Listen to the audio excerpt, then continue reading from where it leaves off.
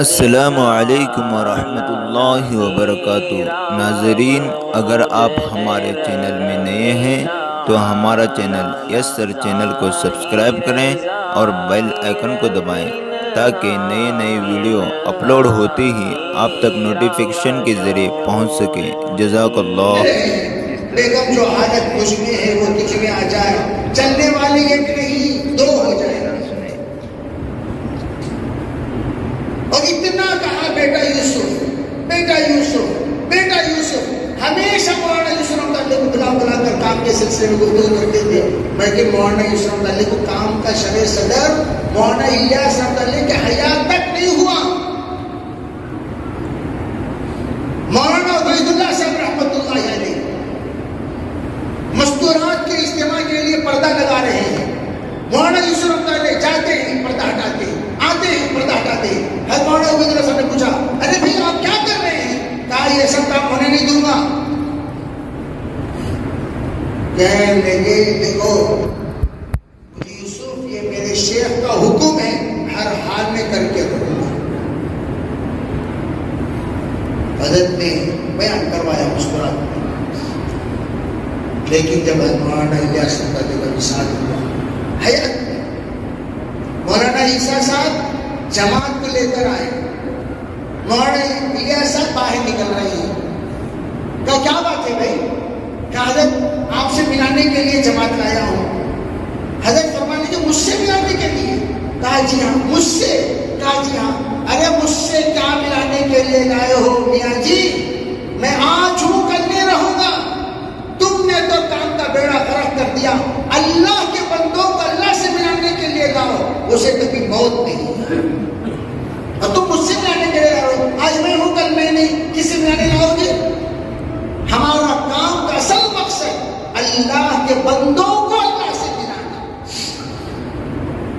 مولانا الیاس صاحب کا انتقال ہوا۔ مولانا یوسف رحمۃ اللہ علیہ کو تمام علماء اکابر ہند، جس میں مولانا حسین احمد مدنی ہے، حضرت مولانا زکریا شیخ زکریا صاحب رحمۃ اللہ علیہ، عاشق الہی صاحب میرٹھی، حضرت مولانا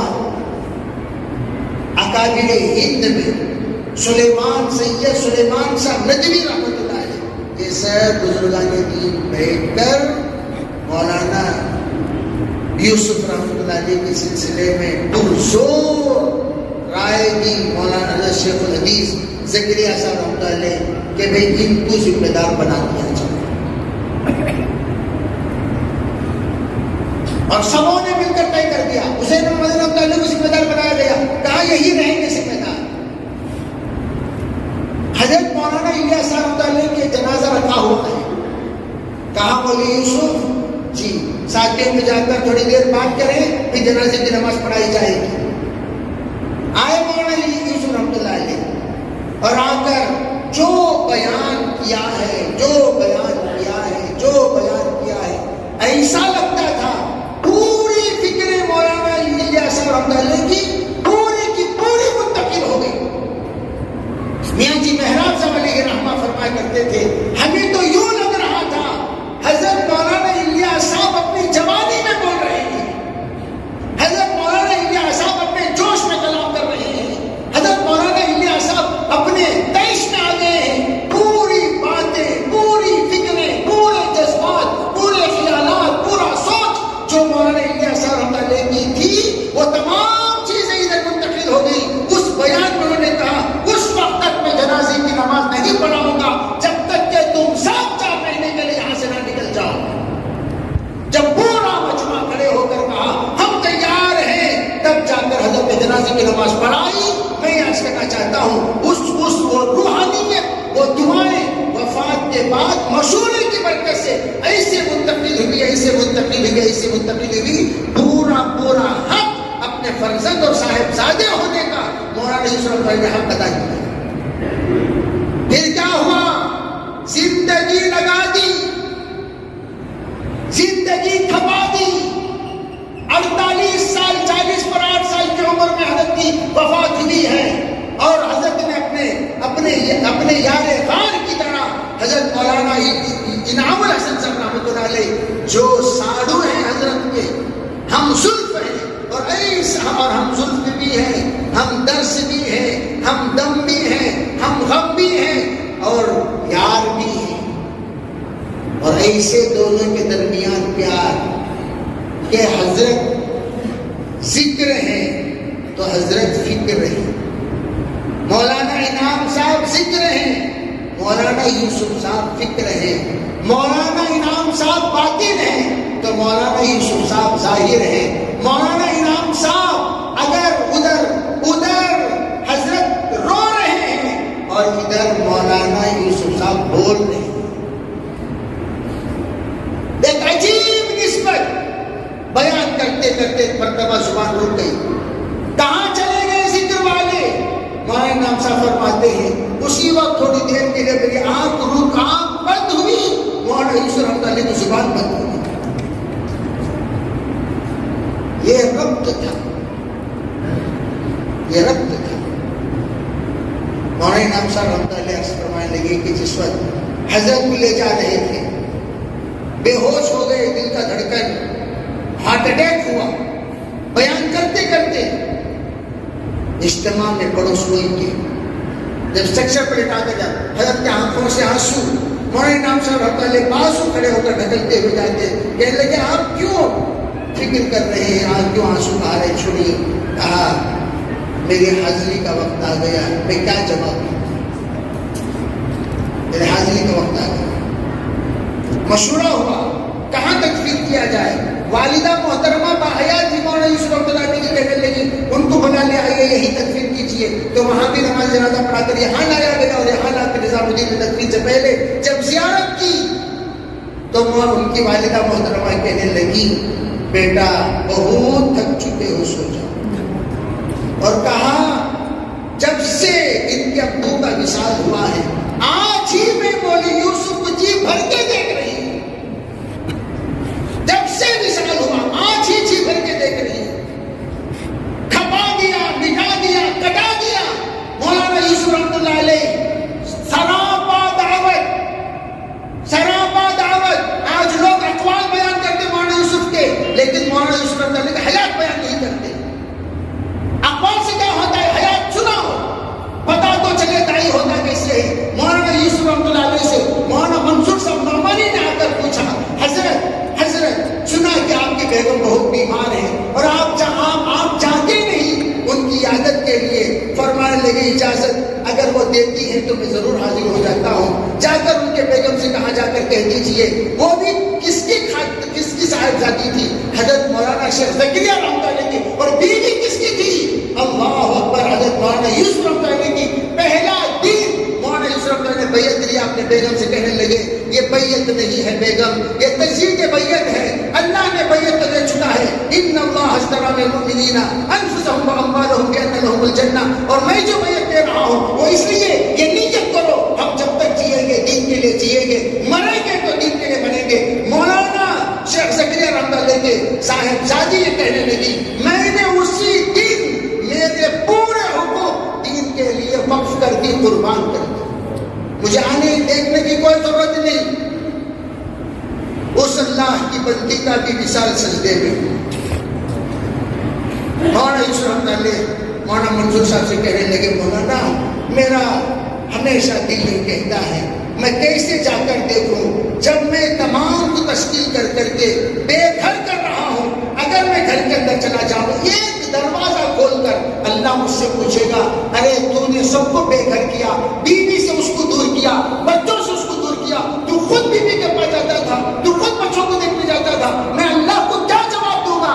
6 مہینے کا عرصہ گزر جاتا، دروازہ کھول کر گھر کو لے جاتے تھے. ہم کہتے ہیں میں ان کی نسلوں میں ہوں، کہنا آسان ہے جناب.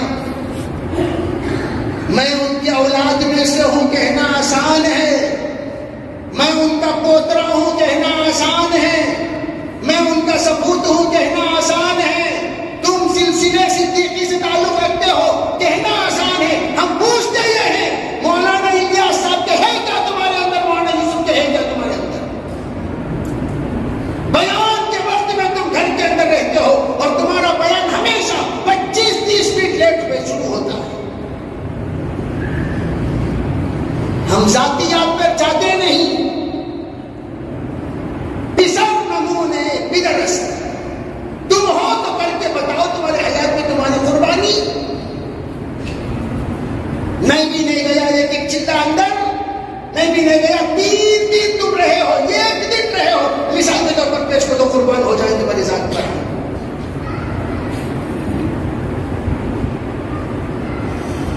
یہ ہے تاریخ دعوت، یہ ہے تاریخ دعوت. مولانا انعام الحسن صاحب علیہ الرحمہ، ہم نے حضرت والا کو قریب سے دیکھا. میرا نام موسوم حضرت جی کے مشورے سے ہوا ہے، اور حضرت رحمت اللہ علیہ پورا دن رہتے تھے. مشورے سے طے ہوا حضرت اثر کے بعد، مشورے کے بعد آپ تھوڑی دیر کے لیے مستورات میں خصوصی مذاکرے کے لیے آپ حاضری دے سکتے ہیں. حضرت جی سے جاتے تھے، اجتماعی وہاں پر حاضری ہوتی تھی. ہم نے خود اپنے آنکھوں سے اس منظر کو دیکھا. جب ہم 10 سال کے پہنچے تھے تو ہم نے دیکھا اس منظر کو. حضرت کے زوج محترمہ بیٹھی رہتی تھی، اطراف میں تمام بچیاں حاضر ہو جاتی تھی، تمام خواتین جو جماعت ہیں وہ سب کے سب اوپر کے حجرے میں رہتے تھے، اور حضرت کی کچھ نصیحت ہوتی تھی، کچھ دعا ہوتی تھی روزانہ. پھر دعا کے بعد حضرت مغرب کے لیے مسجد حاضر ہو جاتے اور آرام فرماتے تھے مرکز کے حجرے میں.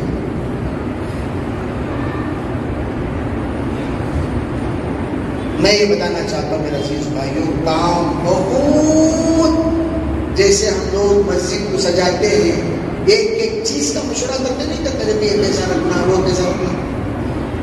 مولانا الیاس صاحب نے ایک ایک اصول ملفوظات مولانا الیاس صاحب ہم چھپے ہوئے ہیں. مجھے بتا دو کائنات میں کوئی ہے جو اس پر انگلی اٹھا کر اعتراض کر سکے؟ مولانا یوسف رحمۃ اللہ کا بیان چھپا ہوا، مجھے بتا دو کوئی ایک عالم دین بتا دو جو ان کی ایک لفظ پر اعتراض کر سکے. پرجوش بیان ہوتا تھا، کتنے تھے اپنے قد کے اعتبار سے. آج بھی قدیم کی وہ دہلیز آپ کو گواہی دے سکتی ہے جہاں کھڑے ہو کر 3-3.5 گھنٹے دارالعلوم دیوبند کے طلباء سے خطاب کرتے تھے. کوئی ماہ ایسا نہیں گزرا مولانا الیاس صاحب دیوبند نہ پہنچے ہو. ہر 3 مہینے میں ایک مرتبہ مولانا انعام الحسن سے مولانا یوسف اللہ دیوبند پہنچتے کارگزاری سنانے کے لیے، تاکہ اپنے سرپرست دارالعلوم کو ہم نے بنایا ہے تو اس سے مشورہ کرتے رہے. اور مولانا انعام صاحب اللہ اپنے پیران حال میں اپنے کمزوری کے ساتھ سال میں 2 مرتبہ، پھر جب عمر زیادہ ہوگی تو سال میں 1 مرتبہ بذات خود حاضری دیتے تھے. ہم پوچھتے ہیں تمہارا سلسلہ بند کیوں ہو گیا؟ دیوبند تمہارا سرپرست نہیں ہے، کیوں بند ہوا؟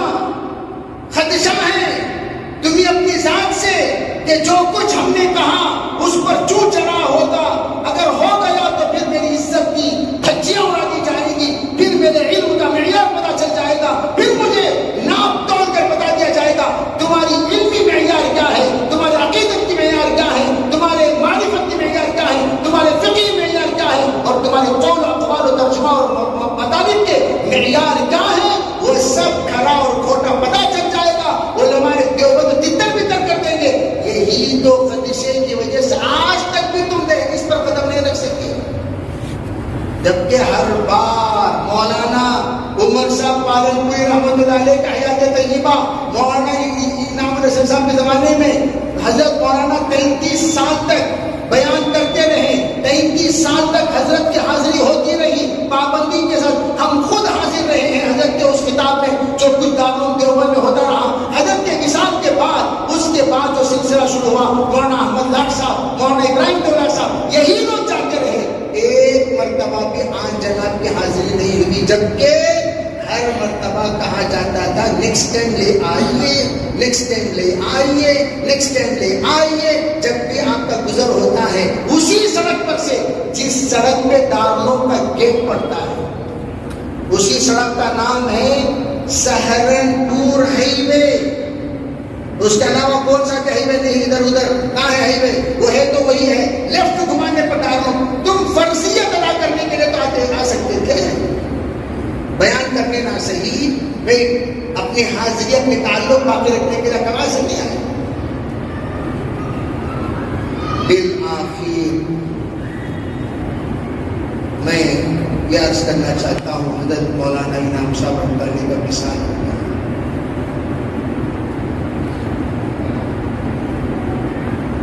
دیکھو کام ہمارے بزرگوں نے روز اول سے بتایا، اسی کام کو اسی نہج پر اکابر کرتے رہے کرتے رہے کرتے رہے کرتے رہے کرتے کرتے کرتے ایک لمبا عرصہ گزر گیا، کسی نے اس پر بغیر مشورے کے، چاہے بڑا ہو چھوٹا ہو، یہ انگلی نہیں رکھی اور یہ ترمیم نہیں کی. جس وقت مولانا انعام صاحب کا انتقال ہو گیا، مجمع پرانوں کا موجود ہے، ایک مزاج ہے دعوت کا. مزاج کیا ہے؟ مثبت پہلو پر گفتگو کرنا، 6 نمبر پر گفتگو کرنا، اصول کے خلاف باتیں کرنا، مسائل نہیں بولنا، مختلفی باتوں کو نہیں چھیڑنا، ایسی بات نہیں کرنا جو بات دعوت میں بے ضروری ہے.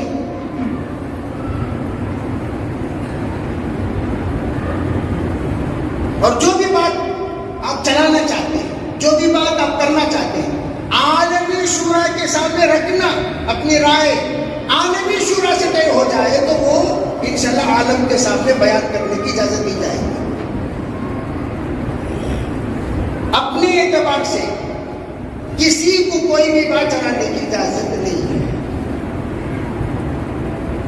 سب سے پہلی بات انہوں نے کیا کیا؟ دعوت میں جو باتیں چلتی تھیں اس میں دھیرے دھیرے ترمیم لائے. وہ بھی کیسا؟ خیر خواہانہ. خیر خواہانہ رائے دے کے تو ایسا محسوس ہوتا تھا خیر خواہ کی طرح، نتیجہ دے کر تو تباہ کرنے والا نتیجہ. جیسے مثال کے طور پر طبقات والا جوڑ چلتا تھا. پتہ نہیں یہاں کے مجمع میں وقت لگائے ہوئے سوجھ بوجھ ساتھی کتنے ہیں، میں اس کا اندازہ نہیں لگا سک رہا ہوں، لیکن میں ایک مثال پیش کرنا چاہتا ہوں، وہ مثال دے رہا ہوں میں آپ کو سمجھو. طبقات والا جوڑ چلتا تھا بھائی، ریلوے والوں کا جوڑ، مثلا ڈاکٹرز کا جوڑ، انجینئرز کا جوڑ، علماء کا جوڑ، اور ڈرائیورز کا جوڑ، قریشیوں کا جوڑ، جیسے میں نے کہا صبح فقیروں کا جوڑ، فقراء اور مساکین جو ہے ان کا، وہ اسے آ کر ہم نے ایک اچھا نام دیا، اسکریپ والوں کا جوڑ. فقیروں کے جوڑ کو ہم نے کیا نام دیا بولو بھائی؟ اسکریپس والوں کا جوڑ. تو وہ جوڑوں میں کیا ہوتا تھا؟ الجنس یمیل الی جنسہ. ڈاکٹرز کے جوڑ میں جو ڈاکٹر اب تک آئے نہیں وہ سب آ جاتے تھے. خود ریلوے والوں کے جوڑ میں ریلوے والوں نے یہ کارگزاری سنائی. اللہ،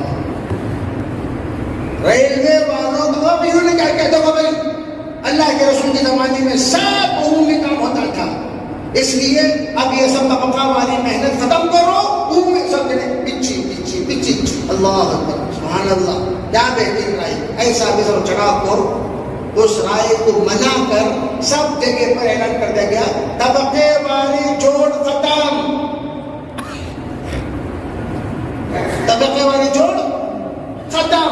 علماء کا جوڑ نہیں ہوگا، ڈاکٹروں کا جوڑ نہیں ہوگا، انجینئروں کا جوڑ نہیں ہوگا، پروفیسرز کا جوڑ نہیں ہوگا، اسٹوڈنٹس کا جوڑ نہیں ہوگا، مستورات کا جوڑ وہ ایک کسی کو ہوگا، وہ بھی ختم کرنا تھا. وہ ایک کچھ ہوگا، کون سا؟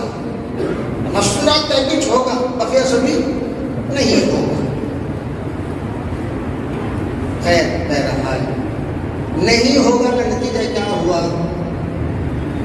جب محنت میں کوئی نہ کوئی دیکھو انسان ہے نا، کسی اٹیچمنٹ ہونے کے لیے کوئی نہ کوئی اسے سبب چاہیے. جیسے مثال کے طور پر اب آپ ایک کون سا گاؤں ہے؟ चिकोड़ी। अब चिकोड़ी वाले पूरी दुनिया में बहुत सारी जगह फैले हुए हैं। मसलन अगर ये कहते चिकोड़ी वालों का जोड़, हमारे गांव का जोड़ है, हमारे गांव का जोड़ है, ऑस्ट्रेलिया से कोई आ रहा है, अमेरिका से कोई आ रहा है, चिकोड़ी वालों का जोड़ आएगा नहीं आएगा? कोई ना कोई अट्रैक्शन वाला उन्वान रहेगा तभी तो आएंगे, उसके बगैर कैसे आ सकते हैं?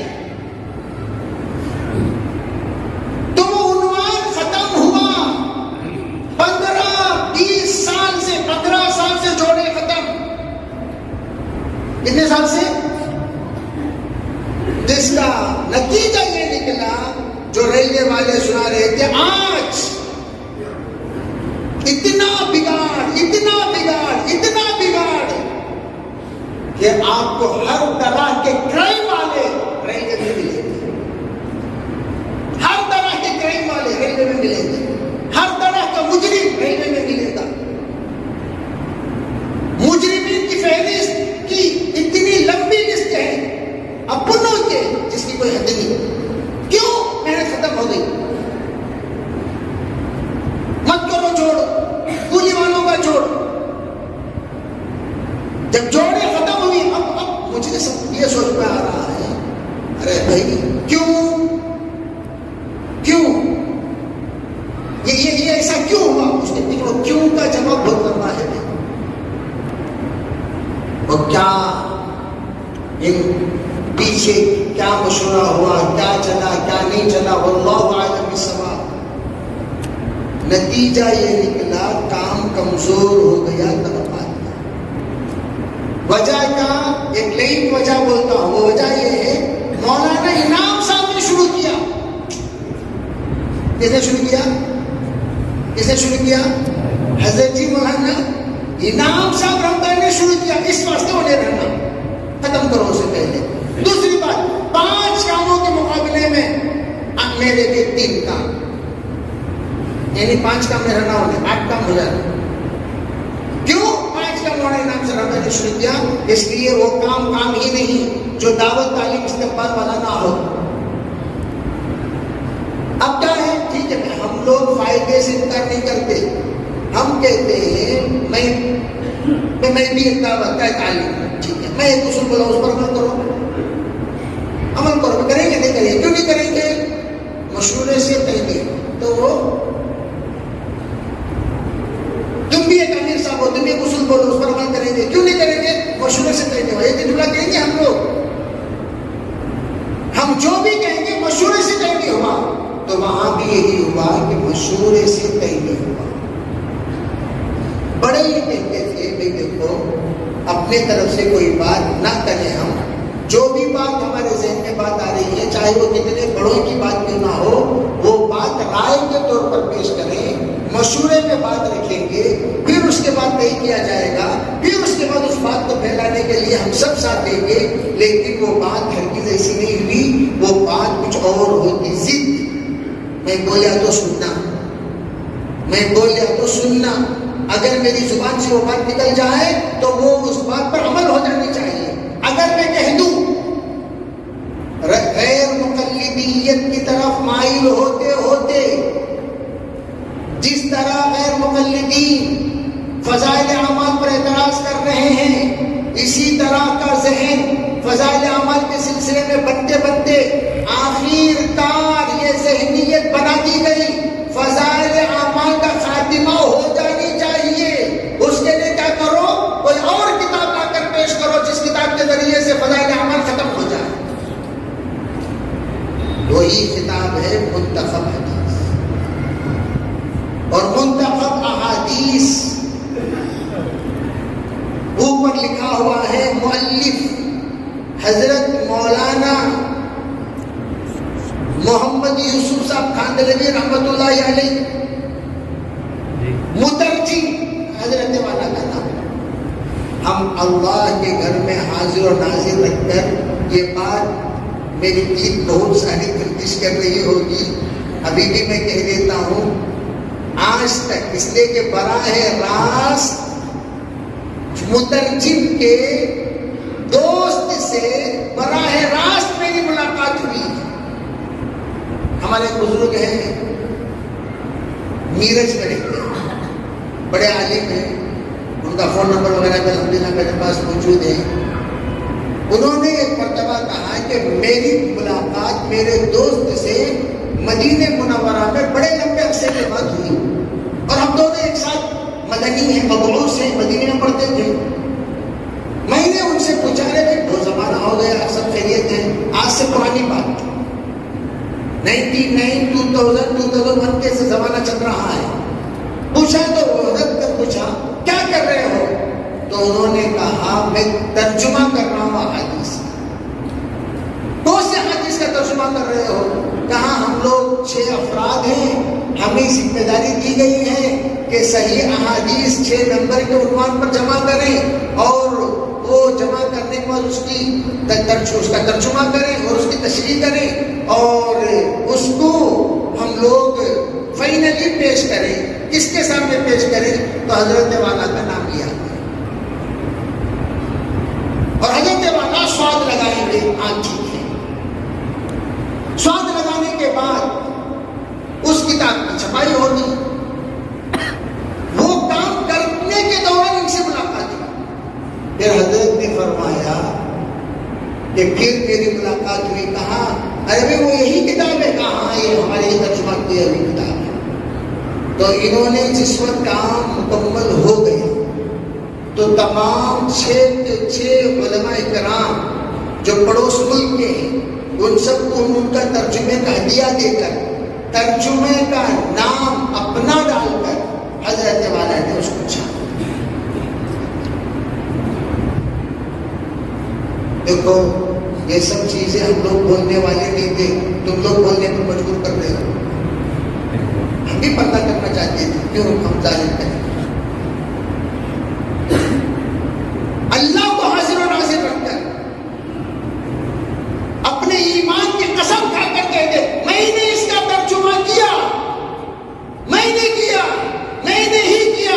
تو ہم سب اس بات کی شہادت دیتے ہیں کہ ان کا سب سے زیادہ پرچار منتخب حدیث کے سلسلہ ہم کریں گے. لیکن کر نہیں سکتے جناب. کیوں؟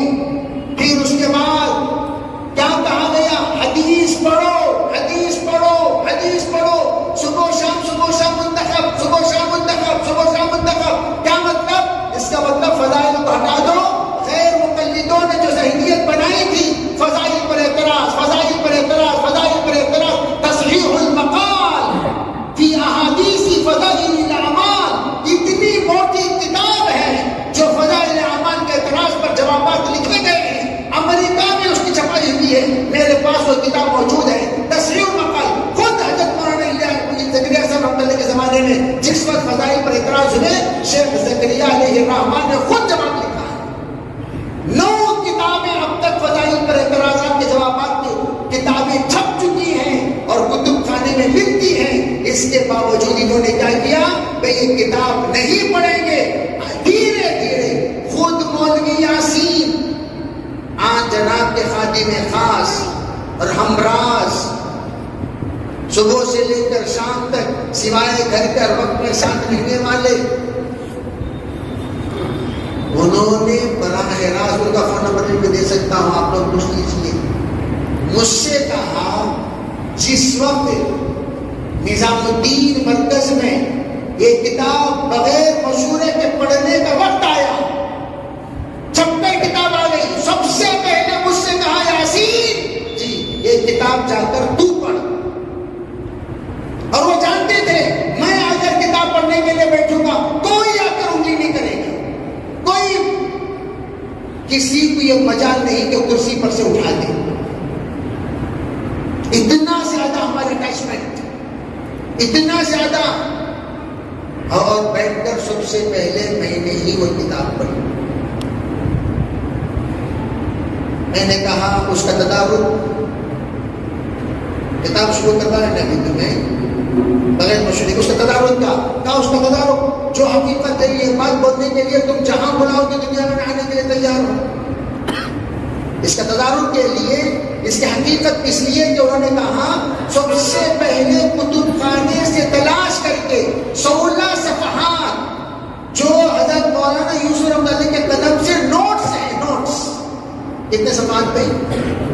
وہ 16 صفحات نوٹس نکال کر حضرت والا کے حوالے کرنے والا بھی میں ہی ہوں. کتنے صفحات کے نوٹس ہیں؟ وہ 16 صفحات کو 1600 بنا دیے. خیر یہ تمام چیزیں چھوڑو، یہ تمام چیزیں چھوڑو. جس وقت بھائی کچھ باتیں ہو رہی تھی، تو کچھ باتوں میں ایسے عقائد بیان کیے جا رہے تھے. میرے پاس گدوال کا سفر ہوا. گدوال میں حضرت والا کی ترغیب پر بغیر سبب کے نکلو، اسباب پر یقین کرنا گناہ کبیرہ ہے، بے ایمانی ہے، وہ ہے، یہ ہے، اسباب پر یقین کرنا کفر ہے. کہتے کہتے کہتے بغیر اسباب کی جماعتیں نکلی، کئی جگہوں پر نکلی ہوگی. گدوال میں بھی ایک جماعت نکلی مستورات کے ساتھ. کون سی جماعت؟ اللہ سے لینے والی جماعت.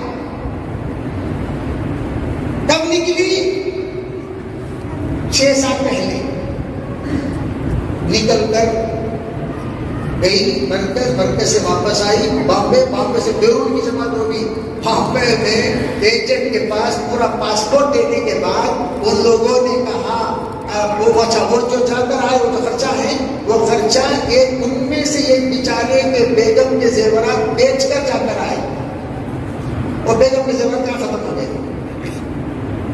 یعنی جو ہی بامبے پہنچے بامبے پر ختم، خرچات پوری ختم ہونے کے بعد وہاں پاسپورٹ دیکھ کر ٹکٹ تو بنا دیے.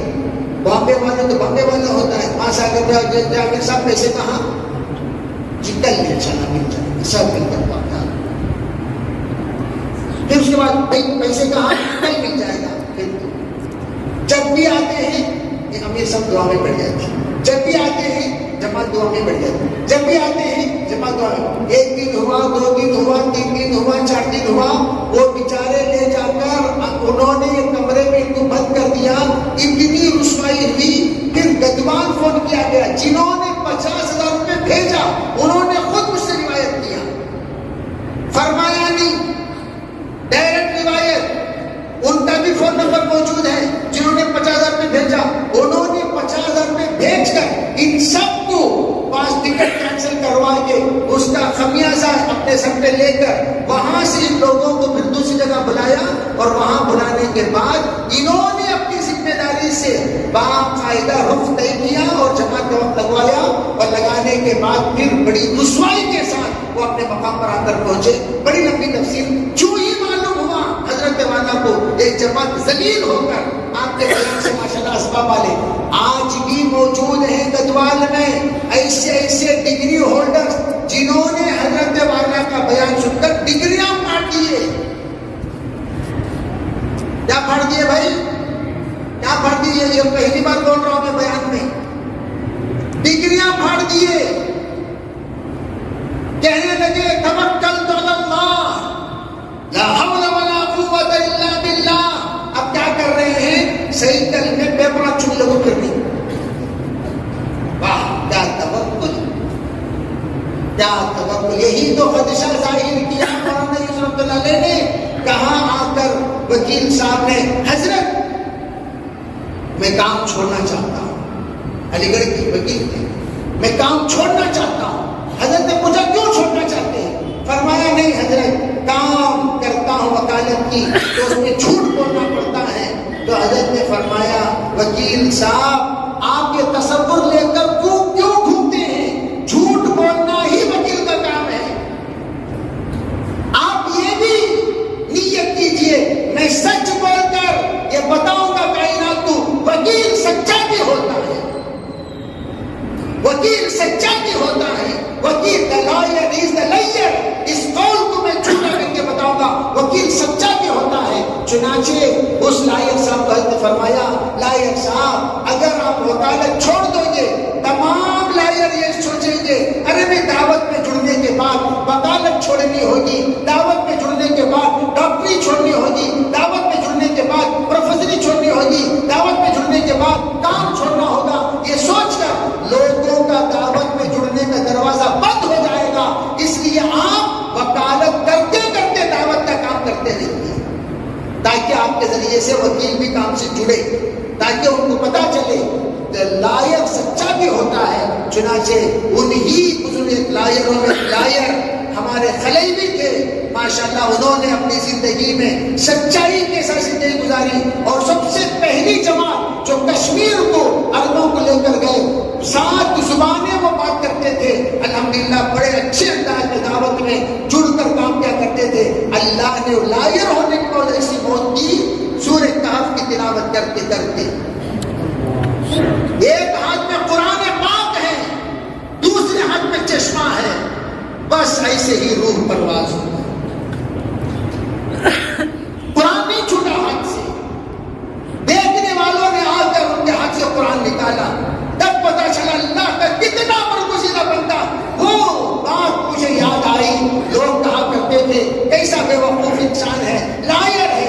بھولیا دیکھو کیسا لوٹی اور چھپا پگڑی باندھ کر دیتا رہتا ہے. آمنو کما آمن الناس, لوگ کہتے تھے انؤمن کما آمن السفہاء. وہ منظر ہم نے دیکھا, لوگ کہتے تھے پاگل ہے پاگل ہے. دکھایا اللہ نے موت کے وقت میں پاگل کون ہے دیکھ لو اور اللہ کا عاشق کون ہے دیکھ لو. اب میں پوچھتا ہوں مولانا یوسف علی کا دعوت کا جوڑنے کا ذہن کیا تھا اور حضرت والا نے کیا ذہن بنایا؟ جب یہ ذہن بنا, اس طرح کی بہت ساری باتیں, ان تمام باتوں کے لیے وقت کا دامن بہت بندے دیکھو ابھی بھی 8:40 ہو چکی. اس طرح کا جب ذہن بنا, وہ باطل فرقے جن کو مرجیہ جہمیہ سببیہ کہا جاتا ہے, جن کے باطل ہونے کا متفقہ طور پر جمہور نے فیصلہ کیا ہے, وہ عقیدے جب تبلیغ میں بیان ہونے لگے, اکابر اور اسلاف جو زندہ ہیں ان میں سے بہت سارے دنیا سے رخصت ہو گئے. انہوں نے جا کر کہا ارے بھائی ایسی باتیں دعوت میں مت کہا کرو, اس سے لوگ بدعقیدہ ہو جائیں گے, اس سے لوگ گمراہ ہو جائیں گے, اس سے لوگ عقیدے کے بگاڑ مبتلا ہو جائیں گے. ارے اسی عقیدے کے ساتھ مریں گے, اسلام کے لالے پڑ جائیں گے, کلمے کے لالے پڑ جائیں گے, توحید کے لالے پڑ جائیں گے, ایمان کے لالے پڑ جائیں گے. ان لوگوں نے معصوم لوگ دعوت کے ساتھ اس لیے جڑے ہیں تاکہ ایمان بچے, اعمال بچے, نیکی بچے, اللہ کے سامنے ہم لوگ منہ دکھانے کے قابل بنے, قبر و حشر میں معاملہ ہمارا صحیح ہو. اسی وجہ سے ان تمام باتوں کو چھوڑ دو, لیکن ضد پر ان باتوں کو چھوڑے نہیں. بالآخر جب پہنچے دارالعلوم دیوبند, فرمایا تم لوگ بھی یہی عقیدے کے معتقدین ہو؟ کہا حضرت نہیں. جب وہ چھوڑنے کو تیار نہیں, تم جگہ کیوں نہیں چھوڑ دیتے؟ اس کے بعد ہمارا قاضی نے جگہ چھوڑ دیا. جب تم ان باتوں کو نہیں چھوڑتے, ہم ہی آپ کو سلام کر کے آپ کو چھوڑ دیں گے. جب تم ان باتوں کو نہیں چھوڑتے, ہم ہی آپ کو سلام کرتے ان جگہوں کو چھوڑ دیتے. 50 سال جن لوگوں نے اس کام کے لیے قربان دیا, انہوں نے سوچا ہماری زندگی اتحیات میں ہے, ہماری زندگی اتحیات میں ہے. یہ کہیں ان کی آہوازاری میں, ان کے شان اور شوکت کی تحفظ میں, ان کی باتوں کو مانتے مانتے مانتے مانتے مرکز کو ہم لوگ وقت دیتے دیتے اگر اسی حال میں مر جائیں گے, کل اللہ ہم سے پوچھے گا تم نے امت کی حال میں چھوڑ کر آئے کہ جس جو لوگوں کا ایک بڑا مجمع گمراہ ہو چکا تھا, بڑا مجمع عقیدے اہل سنت والجماعت سے ہٹ چکا تھا, مسلک علماء دیوبند سے ہٹ چکا تھا. مجھے وہ باتیں یاد آتی ہیں. حضرت مولانا مفتی سعید احمد صاحب پالنپور رحمۃ اللہ علیہ ایک مرتبہ درس میں کہنے لگے, ارے وہ لوگوں ایسا لگ رہا ہے ایک دن آئے گا تبلیغیوں سے مناظرہ کرنا پڑے گا. ایک دن آئے گا, میں شاہد ہوں اور میرے تمام ساتھی شاہد ہیں. ہو سکتا ہے جو بھی دارالعلوم دیوبند کے درسگاہ میں بیٹھا ہو, حضرت مفتی صاحب کے سے درس سنا ہو, وہ کئی بار یہ بات سنا ہوگا. وقت آئے گا مناظرہ کرنا ہوگا. ہم سوچتے تھے مناظرہ کئی کو کرنا ہوگا, کئی کو کرنا ہوگا, کیوں کرنا ہوگا. آخر میں 99 میں جب میں نے بڑے غور سے بیان سنا, ایک بیان میں 12 سوال بندہ ناچیز خود لکھا, 12 سے 14 سوال, اور دارالعلوم کو بھیجا. دارالعلوم سے فتویٰ آیا مستند عالم دین کے ایسی باتیں نہیں ہوا کرتی. میرے بھائیوں مجھے معاف کرو، کہنا تو بہت چاہتا ہوں، جذبات بہت کنٹرول میں رکھا ہوا ہوں، میں کتنا کنٹرول کر رہا ہوں میں ہی جانتا ہوں، میرا اللہ جانتا ہے۔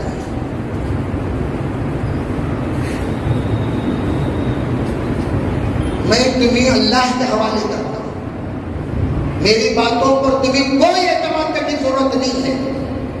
میں تم سے کہتا ہوں اگر تم چاہتے ہو حق کیا ہے باطل کیا ہے معلوم کرنا، اللہ تمہارے سامنے موجود ہے، رب ذوالجلال سے 2 رکعت صلاۃ الاستخارہ کرو، اللہ سے کہو حاضر الامر میں اے اللہ میں تبلیغ کا کام کر رہا ہوں میرے قبر کے لیے، تبلیغ کا کام کر رہا ہوں میرے حشر کے لیے، تبلیغ کا کام کر رہا ہوں میرے آخرت کے لیے، تبلیغ کا کام کر رہا ہوں میرے نسلوں کی حفاظت کے لیے، تبلیغ کا کام کر رہا ہوں تاکہ میں اور میرے اپنے جنت میں جائیں۔ میرے اللہ اگر اس بد عقیدے میں ہم لوگ شکار ہیں، اے اللہ حق بتا دے، حق بتا دے، حق بتا دے، اہدنا الصراط المستقیم پڑھتے پڑھتے صراط الذین انعمت علیہم پڑھتے پڑھتے غیر المغضوب علیہم ولا الضالین پڑھتے پڑھتے آرام کرو۔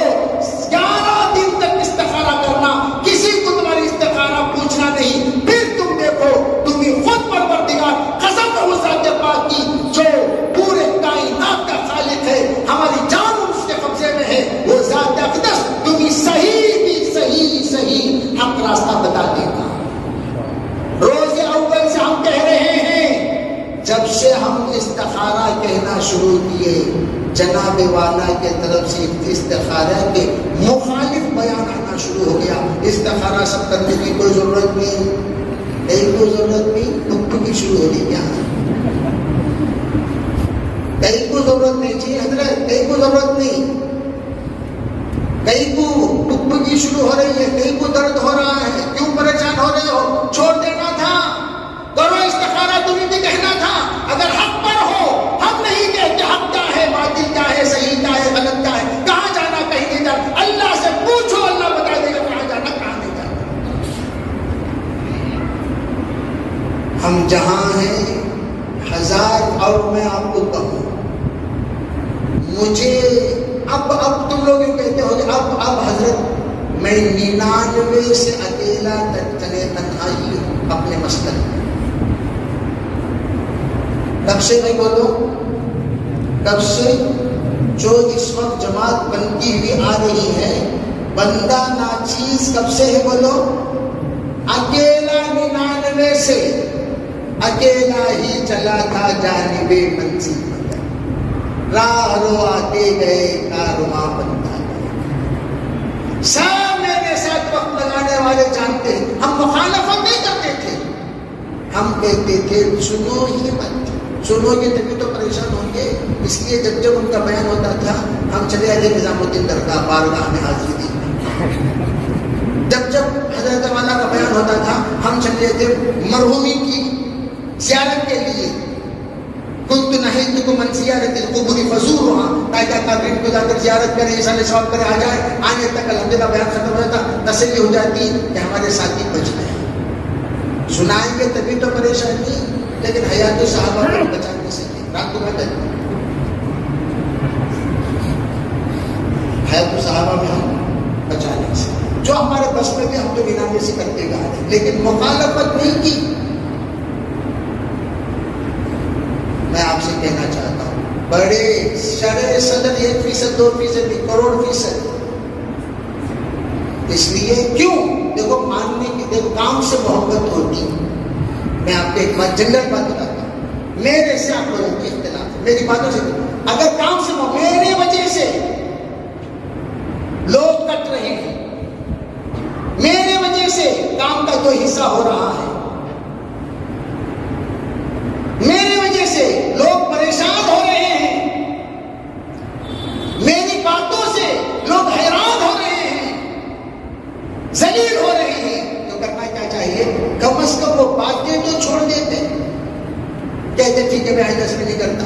بھائی جب بڑے بڑے اکابر اپنے باتوں کو واپس لے لیے، مولانا الیاس صاحب نے واپس لے لیا، چلو حضرت میں جو آپ کہہ رہے ہیں اکرام العلماء کاٹ کر اکرام المسلمین بنانی ہے، جب تمہارے دادا کے اندر ماننے کی صفت ہے، پردادا کے اندر ماننے کی صفت ہے، آپ کے اندر کیوں نہیں ہے؟ بھائی صدیقی تو ماننے کی صفات والے ہوتے ہیں، صدیقی ماننے کی صفات والے ہوتے ہیں. صدیقیوں کے اندر ضد نہیں ہو، صدیقی تابعدار ہوتے ہیں. جب حضرت عائشہ پر الزام لگانے کے بعد حضرت نے اپنے تمام ان مجرموں کو جو حضرت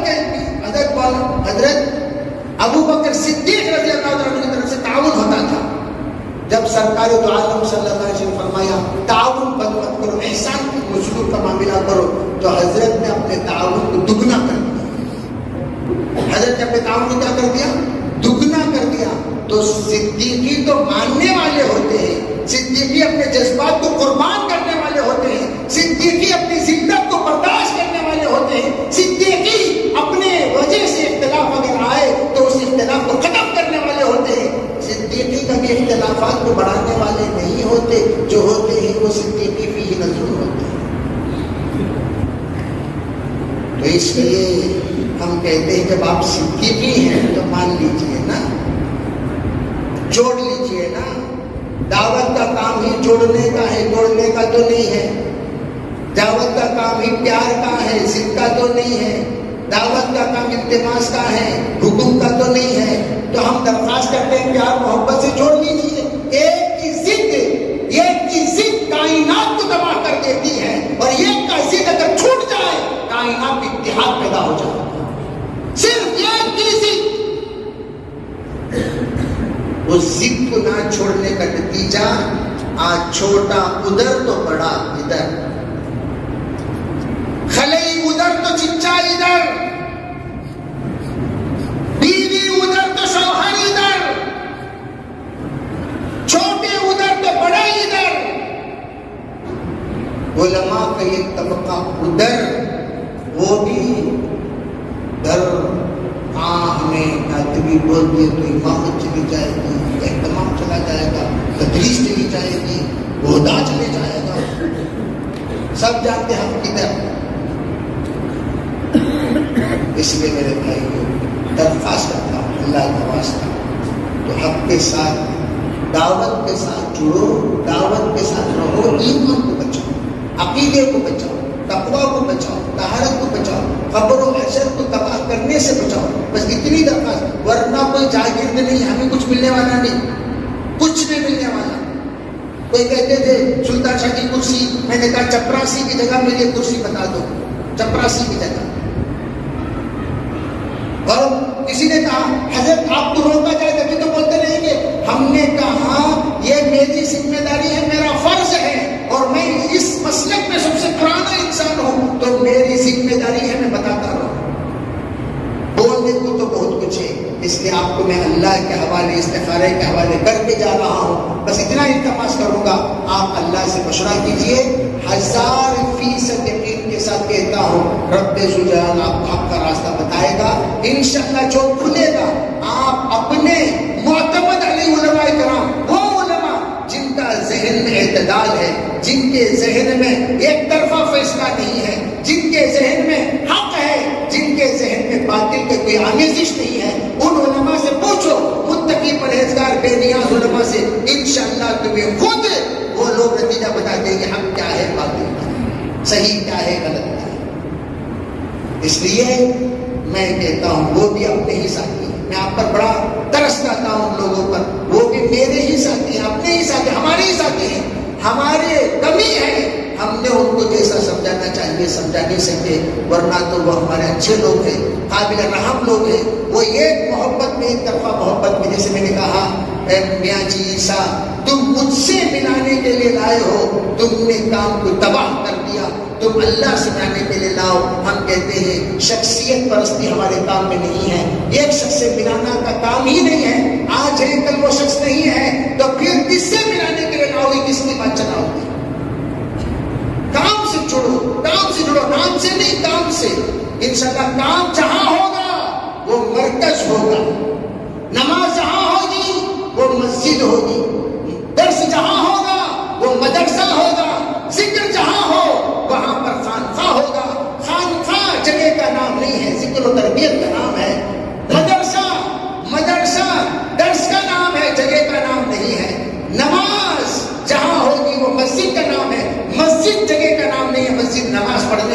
کا نام ہے، اس لیے میں عرض کرنا چاہتا ہوں انشاءاللہ نیت کریں، ضرور ہم ضرور جو کچھ اللہ کی طرف سے شرع صدر ہوگا اس شرع صدر پر سب چلیں گے انشاءاللہ، کریں گے انشاءاللہ۔